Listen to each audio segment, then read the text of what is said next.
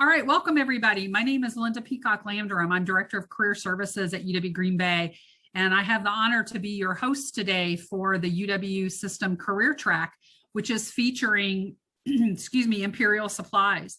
I just want to give you a brief introduction today before we get started. About our career tracks, as you may know, if you've participated in any of them previously, it was an initiative started in fall semester of last year so that we could offer visits to our employer partners across the state during COVID. They've been very successful, very well received. We are going to be continuing these into 2021 and 2022. So as I mentioned today, we are have the privilege of having Imperial Supplies with headquarters here in Green Bay as our participating employer today. As I noted, that official registration form is in the link in the chat. Please make sure that you fill that out. Please note that this is required of our UW-Stevens Point students. We do have additional career tracks continuing for this semester. You'll find those at the official website for the UW System Career Tracks, which is housed at the UW River Falls website. The likelihood is it's also somewhere on your career services site at your host institution, all right? But we do have several more for this semester. If you missed some for spring or fall semester, you can go back and review the past recordings. So that can be a great way to still get information about these incredible organizations in the state of Wisconsin. Next week, we will be having a visit to EPIC hosted by UW-Madison. Please note that this track is not going to be recorded. That was a request of EPIC. So if you are interested, please make sure that you join live next Wednesday at 2 p.m. And if you have colleagues or friends who are interested as well, please share that it is not being recorded so that they don't miss that opportunity to participate with EPIC, okay? And then when we finish, I will have another information to be able to be added into the chat. But right now, Haley has put up a poll. So make sure that you answer that so that we have an idea of who is attending today. So please answer those two quick poll questions. All right, at this point, I have the pleasure of introducing a wonderful colleague that I've worked with for many years. She also happens to be a UW Green Bay graduate, Sarah Ottinger, who is the Talent Acquisition Manager with Imperial Supplies. And before Sarah takes over, you can just take a look to see who the breakdown is in terms of attendance today. So Sarah, take it away. Great, thanks, Linda. Just gonna share my screen here.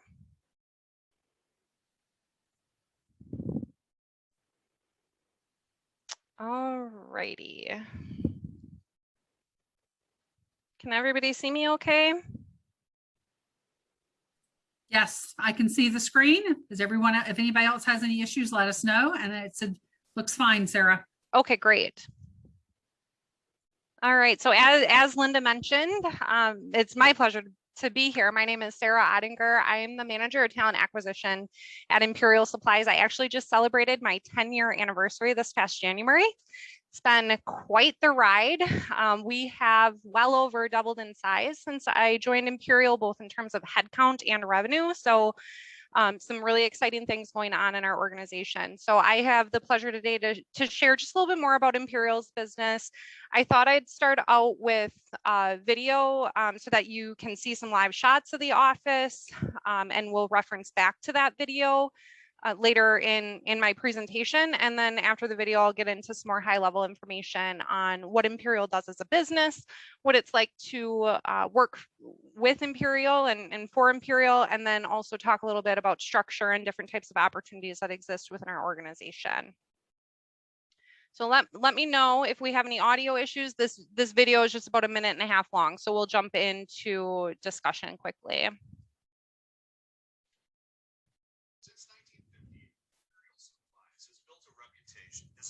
Distributor of fleet maintenance products. We save customers time and money, providing efficient, customized solutions to order and monitor purchases with more national fleet accounts than all of our competition combined. We have a winning model and growing business where you can drive your career forward. A customer is king attitude and drive for results are key to our double-digit record-breaking growth. You'll enjoy a collaborative environment where you can communicate quickly and efficiently across departments. Highly passionate, competitive people who thrive in a fast-paced environment are very successful. With this success comes rewards and opportunity for career advancement. You'll enjoy the best of both, benefits and strength of a Fortune 500 company, and the flexibility, transparency, and spirit of a smaller organization. You'll find limitless career opportunities across the company, and our teams work together with a shared vision and passion for our business and customers. You'll learn a lot and work hard. This hard work is rewarded through sales competitions, bonuses, employee recognition programs, and team celebrations. If you're looking for a fun, fast-paced environment, join us. If you're looking for a career, not just a job, join us. If you're looking for a strong, growing company, join us.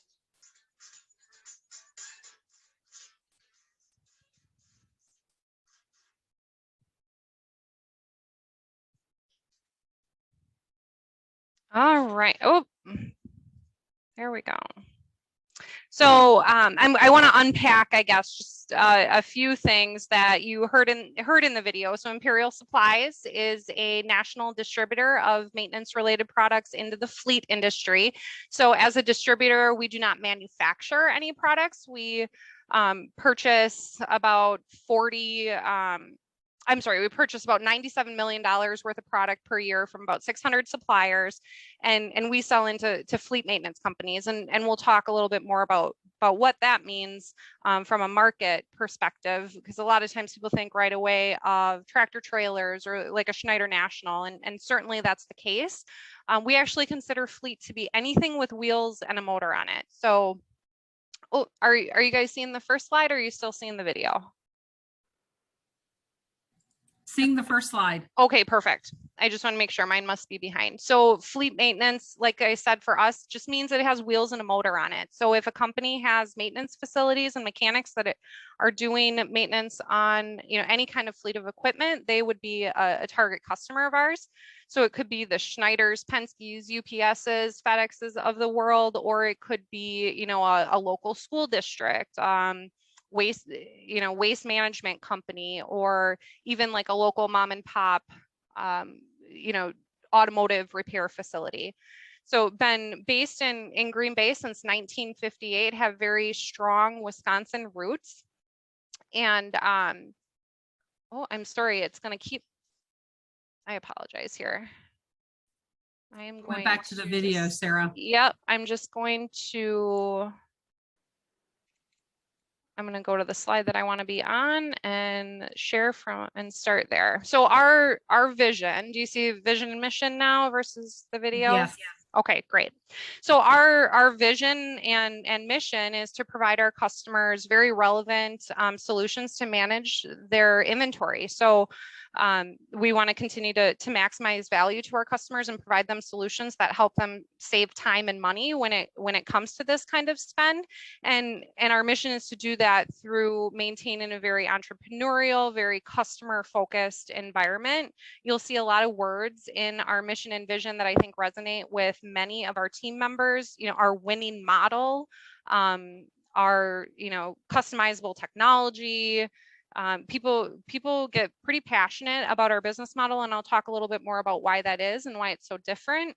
But I think a lot of things that we talk about throughout our time together today will really relate back to this mission and vision of being a unique provider of these inventory control solutions. So when I say that we sell fleet maintenance products, sometimes it's a little bit unclear what that means. We're talking nuts, bolts, rivets, electrical connectors. There are thousands of different products that mechanics need on a day-to-day basis that would go on a piece of equipment, but don't necessarily get inventoried. So if you would imagine you need to bring your car in to get a brake job, and then you get the invoice back to pay, you're going to see line items on that invoice for the actual brakes or the rotors or the parts that were needed to do the brake job, but you're not going to see, aerosol, cleaners. You're not going to see lug nuts. You're not, you're not going to see these odds and ends types of products that make up about 1 to 2% of the annual maintenance budget. So this is where we really focus in our model, and these products are notoriously difficult to track or not tracked at all when it comes to the inventory or usage within the maintenance facility. So we provide technology and also solutions to help the customers manage their own inventory, rather than having like a route salesperson who would physically come into the shop, take the order, put the product away. We're operating in a model where the customers can use our technology and services to do the ordering themselves. And then we have some customized labeling and, bins and storage solutions that help take cost and steps out of that process. Little history of ownership here. You probably saw in the video that you get the best of both. We are a company of about 650 employees nationwide, and we're owned by W.W. Grainger. Grainger is a Fortune 500 company, $11 billion in revenue. We're so fortunate to have Grainger as a parent company. They invest huge into our infrastructure to help us continue our pace of growth.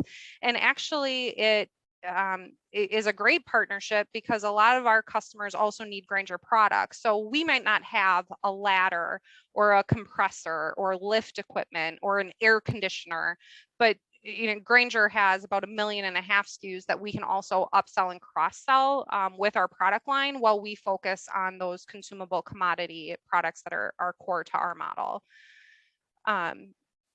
Bit of history on our growth.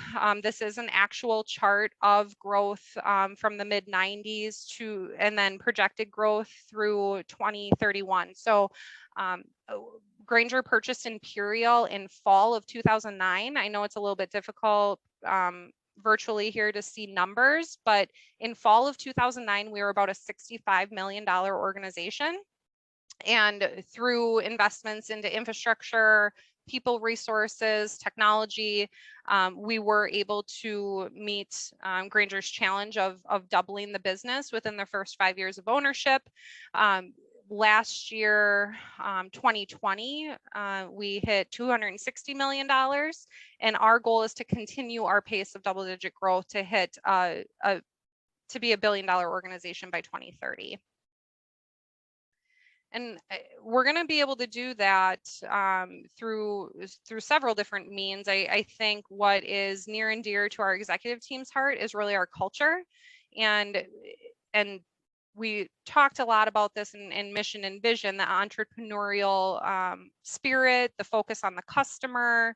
Our executive team really spends a lot of time talking about culture in state of the company meetings and how we need to maintain the competitiveness and the customer focus to be able to continue to maintain this pace of growth. So I have just a couple of bullet points here of the way that I would describe Imperial's culture and really what our executives try to focus on. One thing I think that stands out and we get a lot of questions on is, what do we mean by sales culture or sales driven? And really what we mean by that is that our sellers are the face of Imperial to the customer. Our value proposition is very much about the way we go about selling in our customer managed inventory model versus the route sales model. And so the support functions that you see, marketing, supply chain, HR, finance, sales support, it's not that we don't have those functions. It's more we're set up as an organization with these support functions helping to drive the sales process.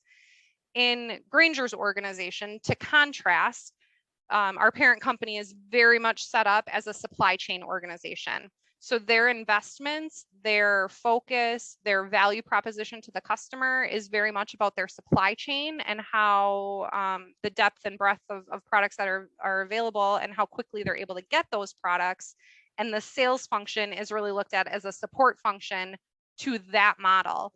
And in our environment, those inside and outside sellers are partnering to close deals, drive the revenue, and then the other functions are set up to support those sellers. So opportunities across the organization, And numbers wise, we have about 150 inside salespeople, about 50 outside salespeople. And I would say that I would say that at least 3/4 of the time, if those are local opportunities in outside sales, we're promoting from within, from the inside to the outside to manage corporate accounts. On the inside sales side of the business, this is an outbound environment. So we have a 90-day sales training program called Talent Development that is essentially a feeder position into our inside sales opportunities. You can learn the product line, the systems, our industry. We really break things down in a very methodical way to prepare you to take over an account base. But I also want to call out the support functions within the structure. We have our own marketing department, our own supply chain and HR and IT teams. We have, our entire own corporate headquarters under the Grainger organization. We do operate as a standalone business. So some of these support functions, we have internship opportunities as well that you can keep an eye out on Handshake for.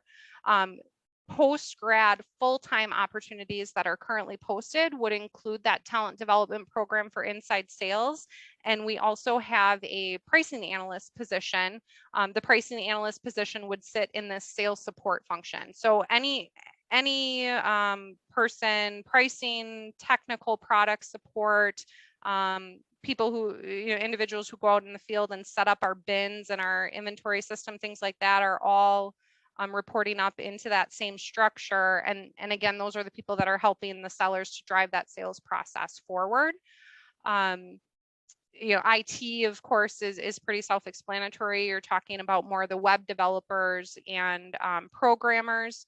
The marketing department, I like to explain kind of like a three-legged stool. We have our own e-commerce team, which did not even exist when I started at Imperial 10 years ago, and product management team, as well as marketing services. So when you think of the difference between marketing services and product management, I would say marketing services is focused more on the creative aspects, anything visual, probably more of a traditional marketing type position, whereas product management is focused more on what is the product mix that we're going to bring into the organization for the buyers to purchase, that's going to bring our customers the greatest value, and taking a look at line reviews and profitability of the product groups and categories.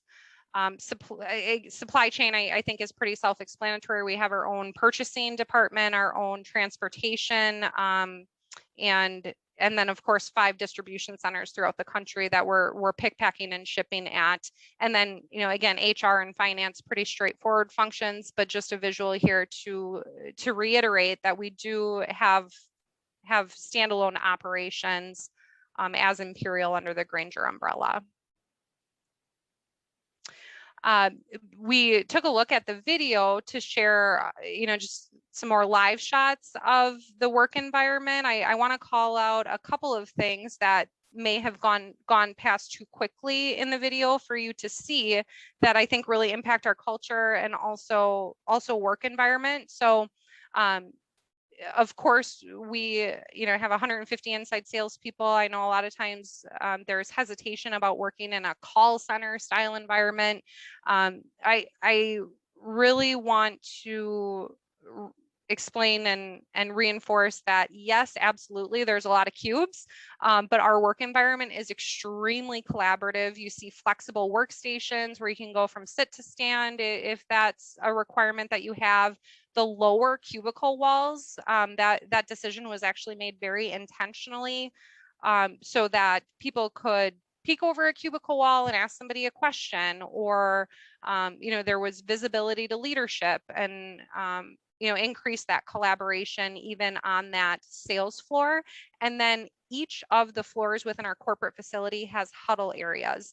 The huddle areas are just stand up areas that you see here on the left, upper left, and those are not bookable in the system. So if somebody has a question, a concern, a quick stand-up training that they want to present. They're able to come over to the huddle area and even pull in the remote team members. You see the remote team members there on the TV screen. So conference rooms are set up for collaboration. The work environment is very much set up for collaboration and flexibility. And then, you know, in terms of the training, this is an actual picture of one of our customer facilities that was in the video. And this is a picture of the product training facility that we have in the basement. So, you know, things in terms of budgets get tight across organizations. Training is something that we are consistently committed to, and it's imperative for us as we continue to grow. We have a lot of really tenured folks, but because we've doubled in size and because we're growing so quickly, we really need to figure out how to get those individuals that have worked for us for 6 months, 12 months, you know, 2 years, 3 years, to sound and have the knowledge base as if they've worked for us for, you know, 5 to 7 years. We don't have 5 to 7 years to naturally have people have, you know, hundreds of conversations on the phone to accumulate the knowledge. So we've made huge investments in training, and you can see that, you know, in our facility. The mission and vision, also the video, talked a lot about culture.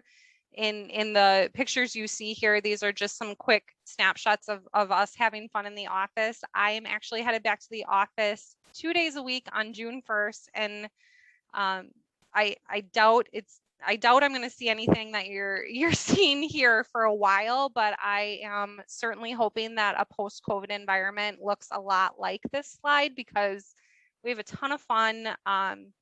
No doubt there's intensity to a very sales-driven culture, but we are growing like gangbusters, and you know, people are really able to be themselves and have a lot of fun at work.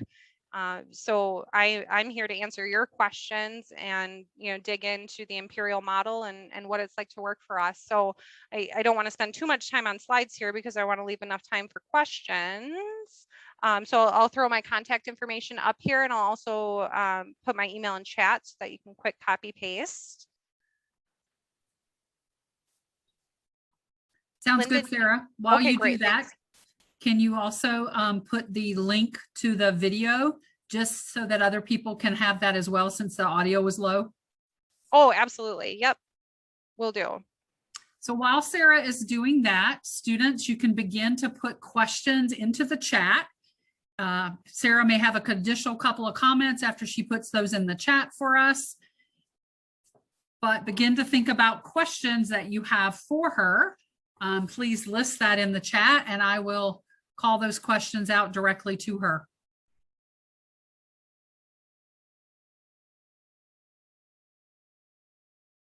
So while she's doing that, there was a question that I had that I wanted to ask with you, Sarah. When you talk about this double-digit growth that you're expecting, is that mostly related to the potential client market that you have when you talked about anything with wheels and a motor? Mm-hmm. Yeah, so we actually only have the last number that I heard, when you consider that we have 95% of all national fleet accounts. So the Schneider, Penske, UPS, Swift, Walmart, FedEx, you know, 95% of the time, if you see a truck on the road that does their own maintenance, they're going to be a customer of ours. And so we get this question a lot. It's like, how could you possibly continue to grow at the pace you're growing when you already have this existing business, right?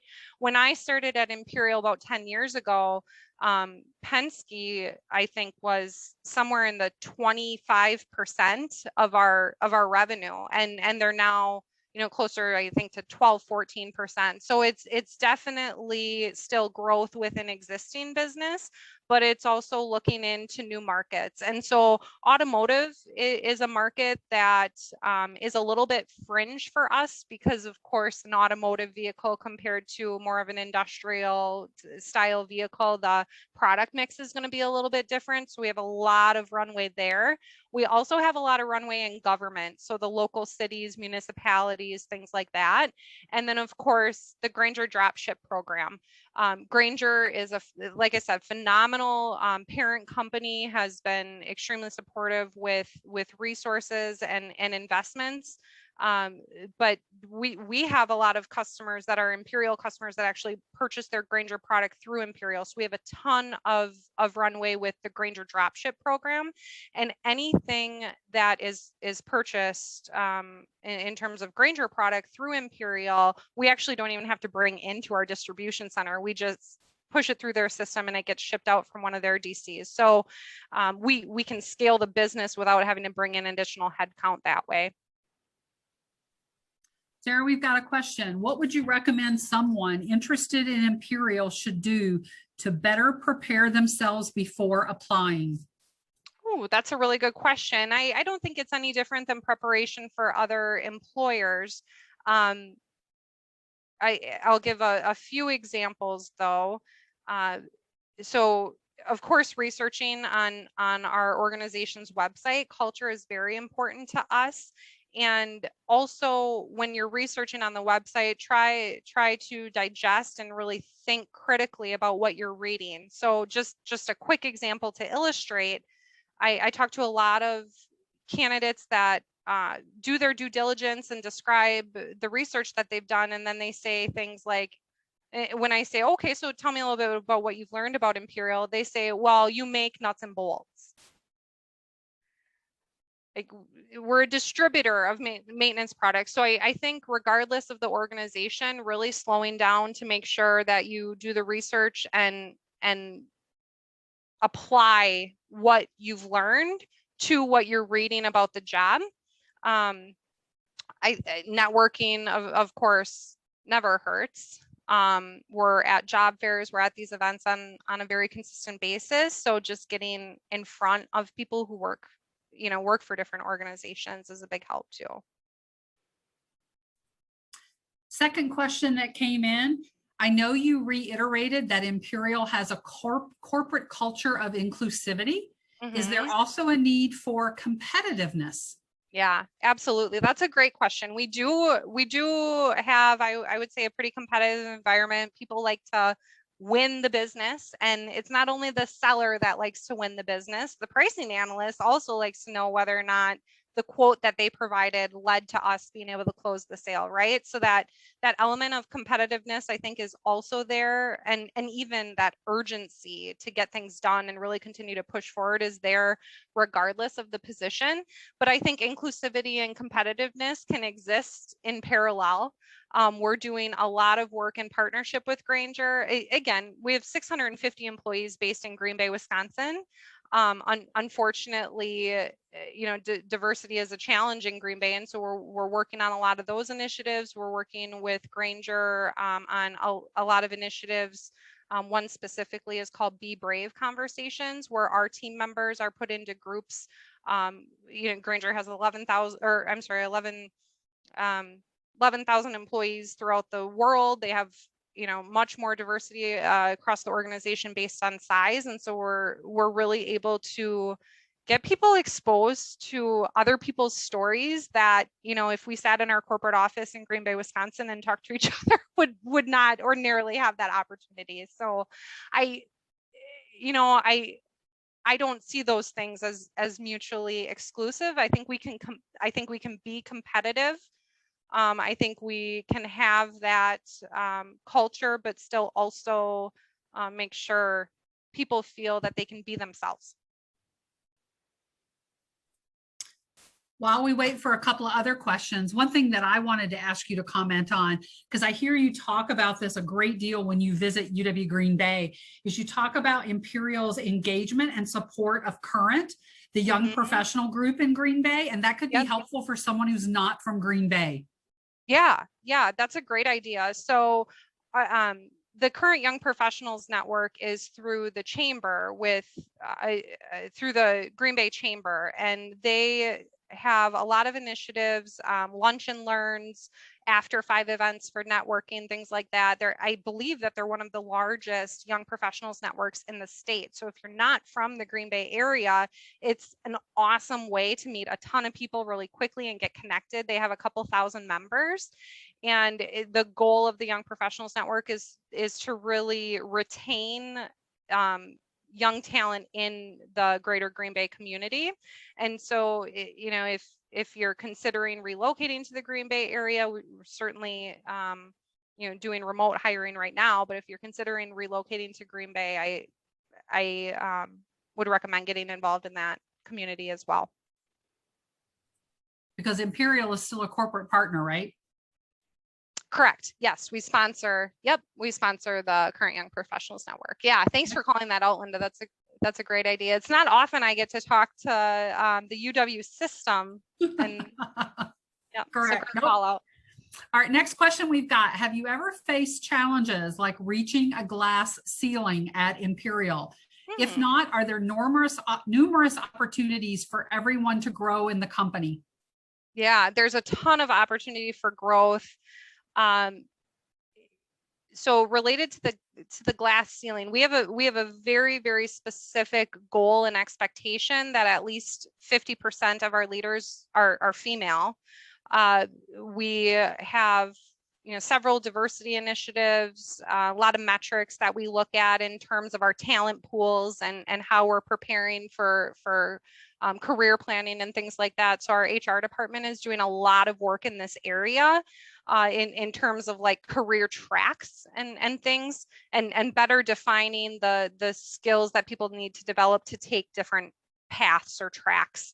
So I personally, and this is something that, you know, it again, this is my personal opinion. It's not intended to say anything negative about larger versus mid or smaller size organizations. The reason I chose to come to Imperial is because I wanted more ownership and I wanted a wider scope of responsibility. And when I was working for a $2 billion organization as a recruiter, my job was to be a recruiter and do phone interviews. And it was very difficult to cross into other functions, even within the HR department. And so when I started at Imperial, I was responsible for the advertising, the phone interviews, the orientation, evaluating why people potentially were not working out and refining the process, the applicant tracking system. And so those are the opportunities that you get oftentimes at a mid-sized company because you're forced to wear a lot of hats. That you get pulled in more cross-functional directions. That's just my own personal experience. There's many large organizations that do a wonderful job of shifting people around to different roles and things like that to get that breadth of exposure. But I could rattle off countless career paths at Imperial. We've had people go into inside sales for a few years and wind up being in pricing because they got a little burnt out, you know, talking on the phone at that pace, 6 to 8 hours a day. We've had people from our inside sales department go into both product sales, well, and systems training. We've had people start in pricing and go into product management.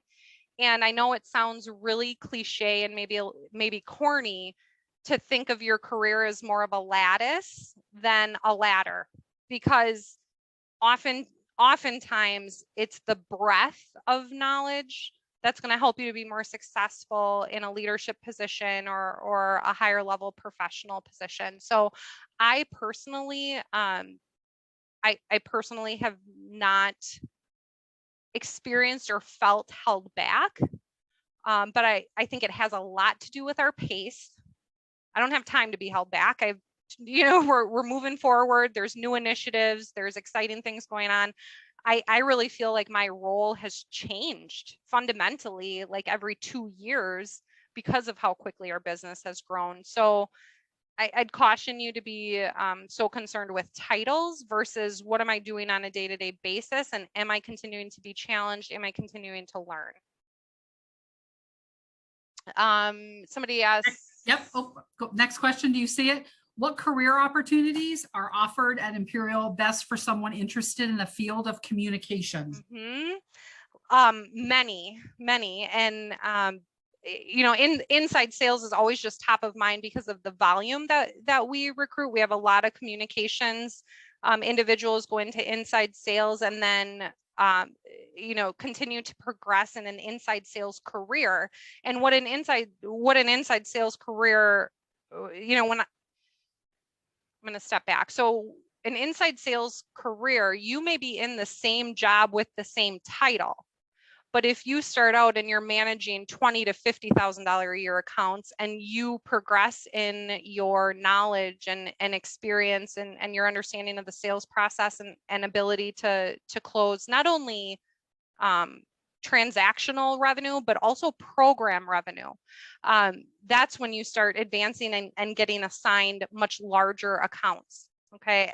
And after you start working on larger accounts and programs, then your earning potential is going to go up.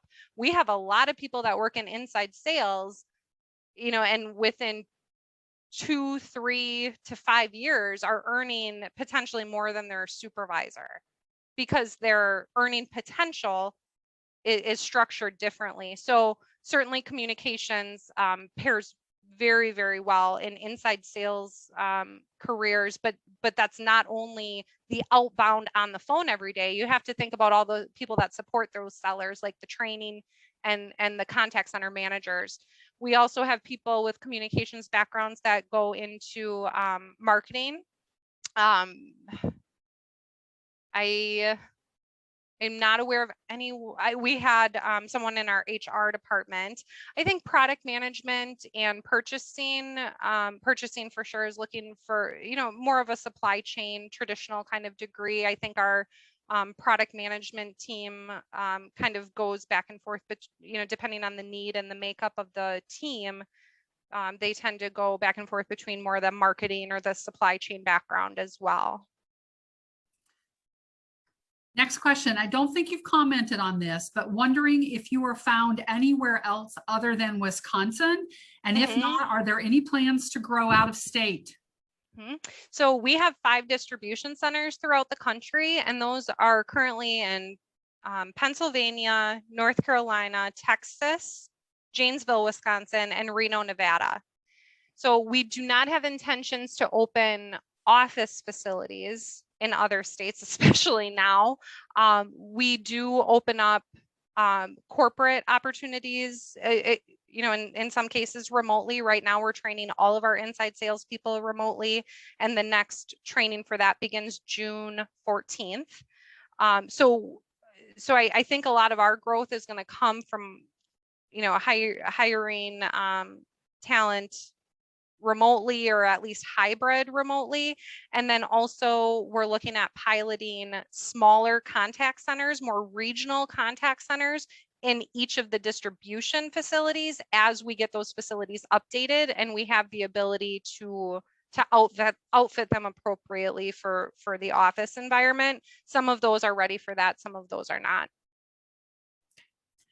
Good. Another question. What's the most important skill that's needed to be at Imperial? Inquisitiveness. So just wanting to ask the next question and wanting to continue to peel the onion, or however you would say that. So if you're in sales and you make a prospecting call and someone, nope, I already got a vendor for that. If your gut reaction, oh, okay, thanks, and hang up the phone, versus, oh, you have another vendor for that. Who is that vendor? What do you like about them? I think you naturally have to have this inquisitive nature to ask the next question. And I think that benefits people even outside of sales. I do it every day in recruiting, purchasing. I'm sure as they're talking with vendors, you have to continue to dig and not take information at surface level. If there's a customer issue that comes up, sometimes customers call us and say this product isn't working. Well, okay, sometimes we got to get tech support on the phone. We got to get the product manager on the phone. We got to get the sales rep on the phone and it turns out maybe the customer is not using the product correctly or not using it for the right application. So being confident in asking the questions and not just taking things as they initially appear, I think is really important. And then also because we're so fast paced, I have this conversation often with new hires. At Imperial, we tend to hear about decisions in a very quick fashion. There's a lot of real-time communication. And so something that was discussed yesterday may have already changed because somebody else raised their hand and asked a question and said, hey, what about this? So there's a lot of real-time communication going on, and you have to be comfortable with kind of rolling with the flow with that, because there's not a lot of formal meetings to have meetings to have meetings to have meetings. It's much more informal, I guess, is the way that I would describe it. I have never, and this is, I think, pretty significant working in an HR role. I have never walked out of a meeting and thought, gosh, I wonder what they really meant by that. You know, I wonder what they really want. And sometimes in larger organizations, there's just, you know, a lot more structure, a lot more layers involved in decision making. And because we don't have all those layers of leadership, a lot of times my boss will come back and say, hey, we're approved to fill this position. And then, you know, a week later, oh, well, we need to adjust that description a little bit because this came up. And you just have to maintain flexibility, because I would much rather have to slow somebody down and ask a couple more questions to make sure that this is the right decision than have to create urgency and create passion and create momentum. And so that's the biggest thing for me, culture wise at Imperial. There's an intensity to the pace. I'm not going to sugarcoat that. I've checked. We're caught up to date with all of our questions that are in the chat. Sarah, did you get a chance to put your email and the YouTube video directly in there? Yep, I'm just finishing typing that right now. Okay. So while Sarah gets a chance to do that, do we have any last minute questions? We're coming up on about 45 minutes in that anyone would like to ask Sarah. And I can certainly comment about her openness discussion about inquisitiveness, because ever since I've known Sarah, she's always been asking questions about what can we do? How can we recruit better? What's an opportunity? She's the reason why they have an internship program. Oh, we've got another question that just came through. Okay. What is your hiring process like? Are there multiple interviews, casual, formal? Additionally, what do you look for in potential candidates? So hiring process is probably dependent on the position. Typically, any role is going to start with the recruiter who's assigned to the position reviewing your resume, and then if additional conversation is needed, doing a phone interview. The recruiter is in, again, this is another nuance. In some companies, you wait until you've done all the phone interviews, and then you schedule a meeting with the hiring manager, and you sit down and go through all the candidates with the hiring manager. And so it might take 2 or 3 weeks of doing phone interviews before they decide who to bring in for in-person interviews. We're doing everything in very, very real time. Typically after the phone interview, you're going to know where you stand, because sometimes we schedule the in-person interview based on how we feel about the conversation immediately. Or, sometimes, hey, I have a couple more phone interviews next week. I'll be sure to follow up by this date. But we, as a recruiting team, we really pride ourselves in, again, the speed of the process. And the in-person interviews right now, we've been doing virtually through Microsoft Teams, and typically it is a panel. So usually you'll have the hiring manager and then a couple of individuals who partner very closely. Very rarely do we get into a second round in-person interview. That would usually be for more leadership positions, or if we've already gone through and selected the top 2 candidates and we still don't feel like we can make a decision, we may ask someone to come back in for some additional questions. But like I said, we're real transparent. And I encourage you as students to be transparent with the companies that you are interviewing with. So if you've already interviewed with another organization, you're expecting to hear back from them within a couple of weeks, we all understand that you have more than one iron in the fire. And so asking about what the timeline is like, or where you're at in the stages of making decisions, things like that. Don't be afraid to ask those questions. Related to casual or formal, I think I'm pretty conversational in my tone and in my interview style. Every hiring manager, I think, is going to have their own style. I think culture-wise, though, we are much, much less formal than cultures that I've seen, and also cultures that I've been a part of in the past. And what I look for in candidates, again, in addition to doing the research and internalizing, really digesting what you're researching, I look for individuals to be very genuine and just have a conversation.